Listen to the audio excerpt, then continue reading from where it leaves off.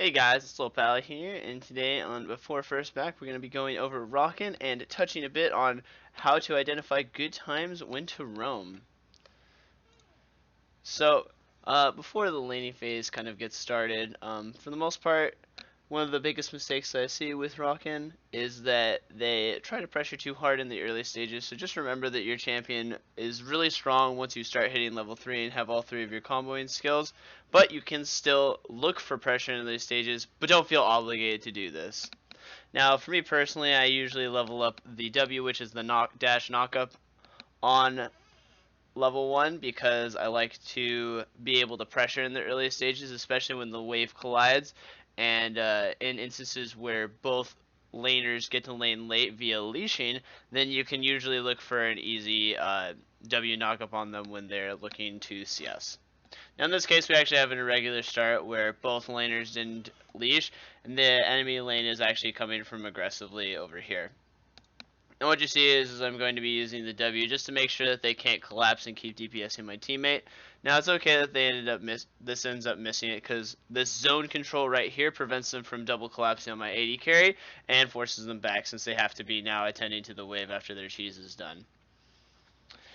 Anytime that you can, try to make sure that you're always auto-attacking the minions to get the lane pushing, but it's okay in the early stages to not feel obligated to do that. 300 range is pretty short for the most part, and you don't really have any skills that actually help you push, so if you end up having to give up the push pressure, just make sure that you don't get chunked too hard while letting the lane push to you. Now in instances like this, whenever you have your AD carry trading actively, make sure that you're standing within reasonable range of them. That way, if there is any trading that occurs, that you're in quick succession to jump in on the enemy AD carrier, maybe the enemy support that's doing damage. So what you see here is I'm standing next to my AD carry, seeing if he continues to pressure. He does actually do so, and we're just going to use our W right here and put as much damage as we can onto the cannon. Now, in the case that you do have exhaust in most situations, the number one mistake most people do is that they use exhaust to prevent their AD carry from dying. In cases like that, in most cases, you want to just use the exhaust for the slow and the damage reduction, just so you can get a winning trade in. And if you continue to win that trade, you can potentially force out summoners afterwards. But for the most part, just try to use exhaust in a way that just stops incoming damage to your AD carry so that you can win trades.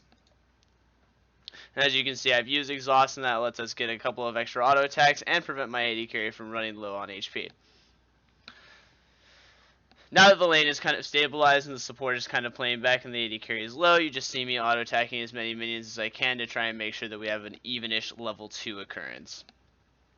Now in most cases I end up going Q at level 2, and the reason for this is that it just lets you re-sustain up from any trades that you have in the early stages, plus it gives you a little bit of light harass.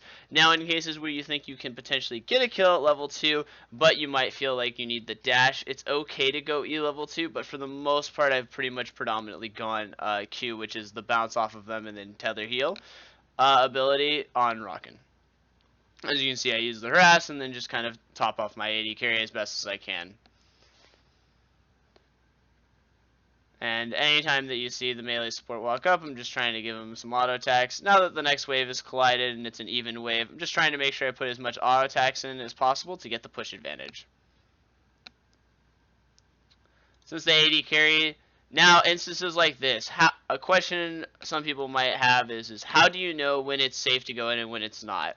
So, in this situation, right, the support is all the way over here, and the AD carry is all the way over here. They're substantially split from each other, so this is how I know that I can W in without worrying about the repercussions of them potentially collapsing on me. Plus, since their AD carry is already low, and that's the person I'm going on, the likelihood that they both return damage on me is very low as I'm full HP. And I have some extra HP pots, so if the trade doesn't go as perfectly as I hope for, I can still sustain back up.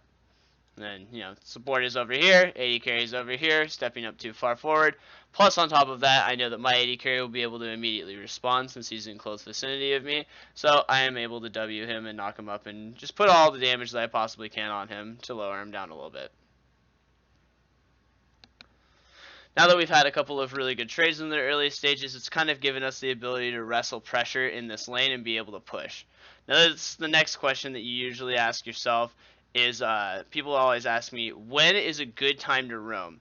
So first thing on the checklist of roaming is your lane going to push all the way to the turret. You want to make sure that usually when you're doing roams, especially in a lane where you're strong 2v2s, as we've shown right here, that your wave is going to push all the way to the turret. You don't want the wave to get frozen on a side so your AD carry is losing CS. The roam should be a net positive bonus for you, not something that goes even while your AD carry is losing farm in a potential lane. So I am going to make sure that I have this all the way pushed with my AD carry before I'm even looking to roam. And since we've won those trades in the early stages, this opens up the opportunity for that. Now that I know my AD carry is going to push the lane all the way, we see as we hover over that the mid laner is substantially low. So early roams like this usually work because you're not running over any wards since no one's backed and bought any wards. Plus, on top of that, we've already done our checklist that the wave is pushing all the way to the turret, so my AD carry isn't going to miss anything. And then another positive here is we actually see the jungler here, so that means that it gives me the green light to go into the jungle aggressively and to look for the potential dive.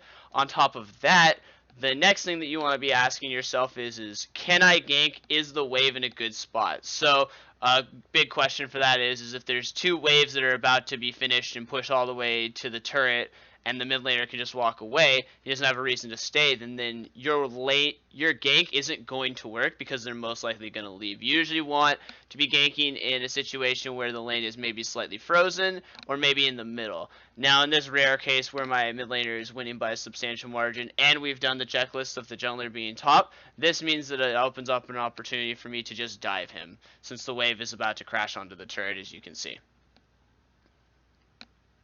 So, since we've substantiated that he's low, wave is crashing, we're just going to W onto him, do our shit, dash out. We're going to flash out too just to make sure we don't take an extra turret shot and potentially feed over a kill. Super easy in that regard. Now, our AD carry does happen to get caught while the push all the way to the turret happened, but because he was safe and used the summoners appropriately, they actually felt overextending to make up for the gank that I made in mid, and then both kill themselves. Now that that's occurred, I'm just going to go over here. Make sure the wave crashes all the way to the turret while the enemies are dead. Just help them push out. My jungler's already here, so I don't need to do too much of it. And then we just reset off of that. So, pretty much the primary things that I want to touch on for roaming in the early stages is make sure that the wave is crashing to the turret so that your AD carry doesn't get zoned from minions. Then check the waves on mid lane, so don't gank if the wave is about to crash onto your teammate's turret, because the mid laner is going to run away. And then only dive if you know where the jungler is, and that the wave is pushing to the turret in a meaningful time frame. I'm Lohpally, and it's Before First Back. Hope you enjoyed, and don't forget to like, subscribe, and comment in the section below. Have a nice day.